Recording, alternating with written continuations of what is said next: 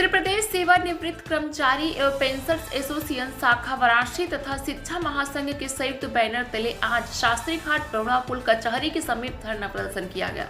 पेंशनरों ने सिविल सेवा नियमावली में हाल ही में हुए संशोधन को वापस लेने व पेंशनरों को 8वें वेतन आयोग के लाभों की परिधि में लाने की पुरजोर मांग की। धरने में वक्ताओं ने कहा कि केंद्र सरकार ने 25 मार्च 2025 को संसद में पारित वित्त विधेयक के माध्यम से सिविल सेवा नियमावली में ऐसा संशोधन कर दिया जिससे 1 जनवरी 2026 से पहले सेवानिवृत्त होने वाले पेंशनरों को वेतन आयोग के लाभ से वंचित कर दिया जाएगा।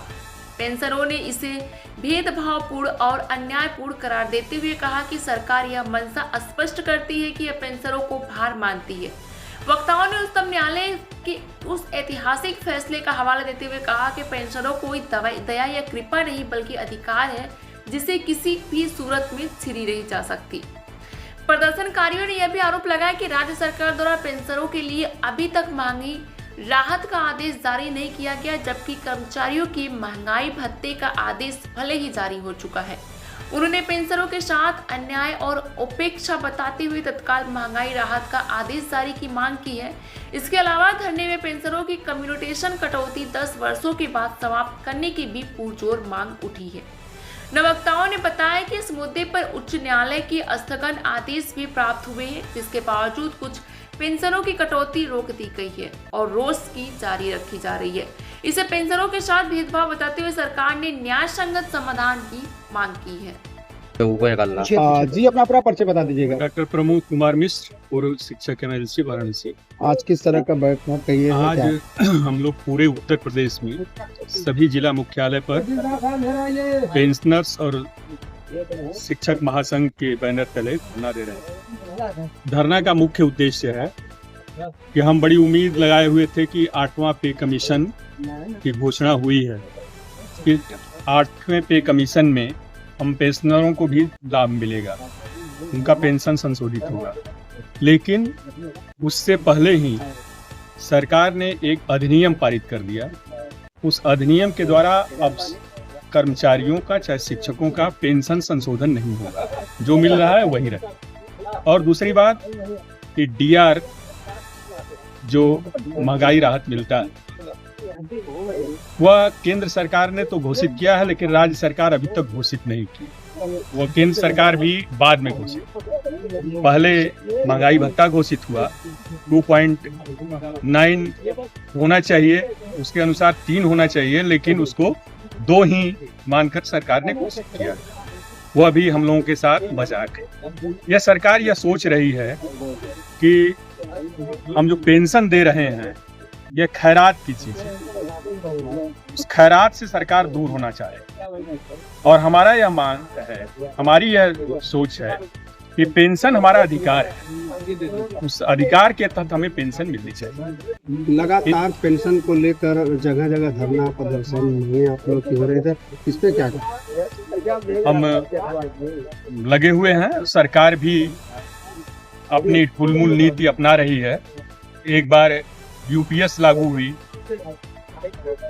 एनपीएस की जगह पर यूपीएस उन्होंने लागू किया। अब यूपीएस का ऑप्शन दे रहे हैं कि जो लोग लेना चाहें लें। तो हमको भी इधर उधर का रास्ता दिखा दे रहे हैं और हम लोग भी अडिग हैं कि हम पुरानी पेंशन ही लेंगे। उसके लिए जो भी लड़ाई लड़नी होगी, हमारा संगठन नेतृत्व, हमारा कार्यक्रम निर्धारित। ठीक बता दीजिएगा। मैं अशोक सिंह, जिला मंत्री सेवानिवृत्त कर्मचारी पेंशन एसोसिएशन शाखा वाराणसी का। हम लोग का धारणा कार्यक्रम जैसा कि हमारे मित्र बताए हैं जी, मेरा अन्य विषय भी मुद्दे में है कि एक हम लोग को राशिकरण जारी किया गया जिसमें 15 साल तक कटौती होती है। चूँकि धनराशि जिस समय जारी हुआ था 4थे वेतन आयोग, उस समय 1 रुपये पर 124 पैसे मिलती है, 1 रुपये 124 रुपये मिलता था। आज हमको 1 रुपये पर 98 रुपये 32 पैसे। तो अवधि जो है 15 साल है, यदि इसमें कम किया गया है तो अवधि कम होना चाहिए। इस रूप में 10 साल कटौती करनी चाहिए। हमारे राशिकरण की कटौती आज भी 15 साल की जा रही है, जबकि जो भी स्थापित नियम है उसके अनुसार ब्याज नहीं लेना।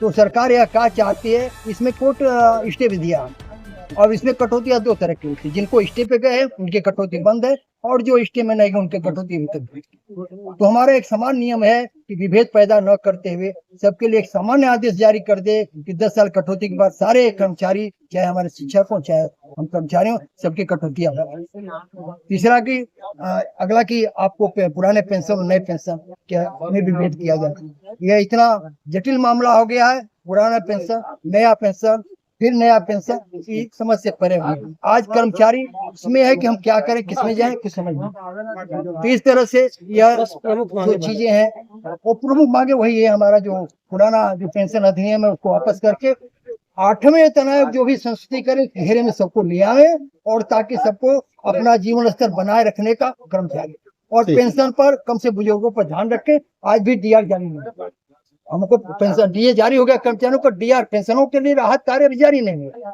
तो हमारी प्रबल मान्यता है कि डीए के साथ डीआर भी जारी किया जाए, क्योंकि भेद पैदा करता है कर्मचारी और पेंशन के बीच। सरकार लड़ना चाहती है दोनों के बीच, और कभी हम लड़ने के तैयार। क्या लगता है कि 2027 वाले चुनाव पर क्या असर पड़ेगा? चुनाव का प्रचार, चूंकि हम देखिए हम चूंकि इस तरह के बात नहीं रखते हैं, पदाधिकारी जो भी पदाधिकारी प्रांतीय जो भी पदाधिकारी कहेंगे उस हिसाब से निर्णय लिया जाएगा। वो हमारा गोपनीय चीजें होती हैं सरकार के समझ, क्योंकि सरकार के अंदर हम रह चुके हैं, आप भी रह चुके हैं। ठीक है, तो हम ऐसा कुछ नहीं कहना चाहते कि कर्तव्य लाभ, क्योंकि हम इसमें जुड़े हुए हैं। तो हम चाहते हैं कि यदि हमारे घर के मुखिया है तो हमारे परिवार के लोगों पर ध्यान दें, ताकि हम भी अपना सामान्य जीवन